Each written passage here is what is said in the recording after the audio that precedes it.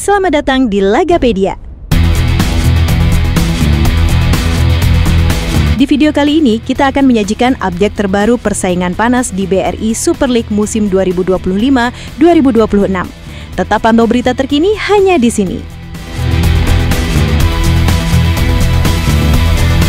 Laga-laga panas akan kembali tersaji di pekan ketiga, tepatnya pada Jumat 22 Agustus 2025. Inilah jadwal lengkapnya. Partai pertama hadir dari Stadion Haji Agus Salim, Padang.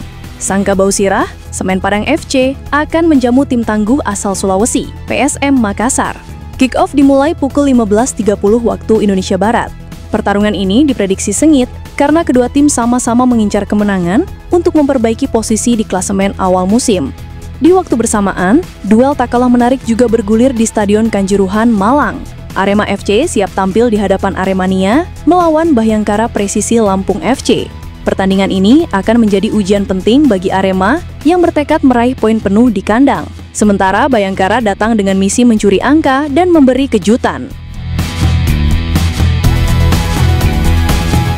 Malam harinya, sorotan beralih ke Stadion Brawijaya Kediri. Tepat pukul 19.00 WIB, Persik Kediri akan berhadapan dengan Dewa United Bantan FC. Duel ini diprediksi berlangsung terbuka karena kedua tim memiliki gaya permainan menyerang.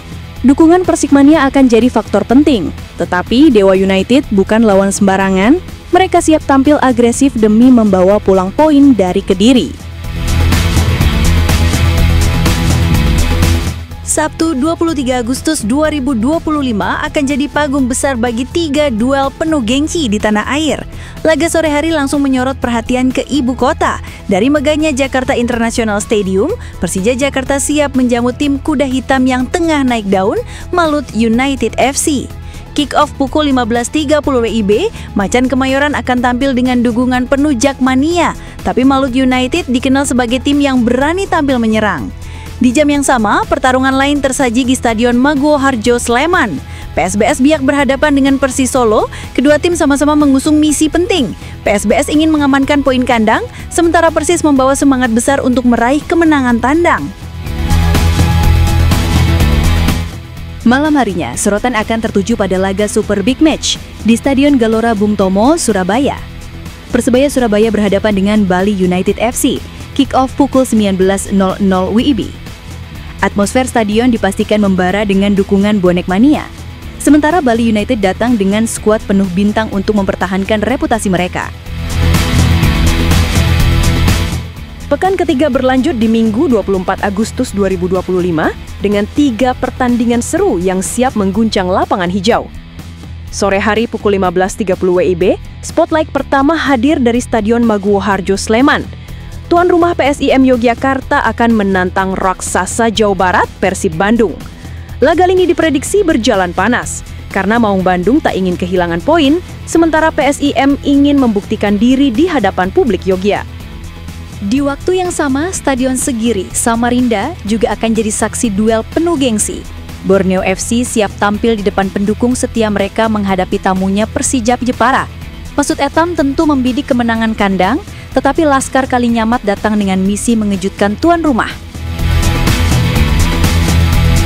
Malam harinya kick-off pukul 19.00 WIB, giliran Madura United yang tampil di markas kebanggaannya Stadion Gelora Madura Ratu Pamelingan. Mereka akan berhadapan dengan Persita Tangerang. Dengan dukungan supporter fanatik Madura, laga ini diyakini akan berlangsung sengit.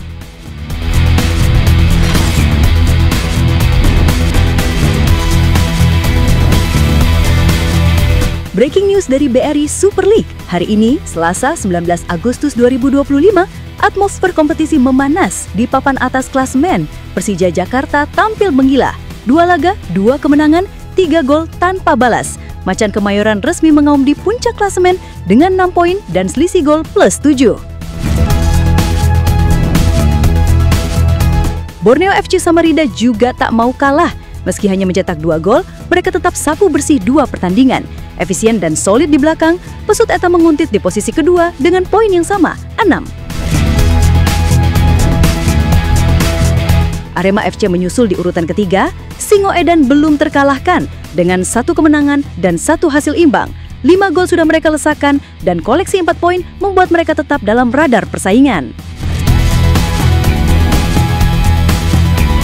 Sementara itu, PSIM Yogyakarta diam-diam ikut merapat. Tim asal kota Gudeg ini juga belum berkalahkan, dengan 1 kemenangan dan 1 seri. Meski hanya mencetak 2 gol dan kebobolan 1, selisih gol positif 1 cukup untuk mengamankan posisi keempat dengan 4 poin. Malut United FC tampil mengejutkan. Tim asal Maluku Utara ini belum terkalahkan dalam 2 laga awal dengan 1 kemenangan dan 1 hasil imbang. Mereka mencetak 6 gol dan kebobolan 4, menghasilkan selisih gol positif 2 dan mengantongi 4 poin. Posisi kelima jadi milik mereka untuk sementara, bukan sekadar numpang lewat.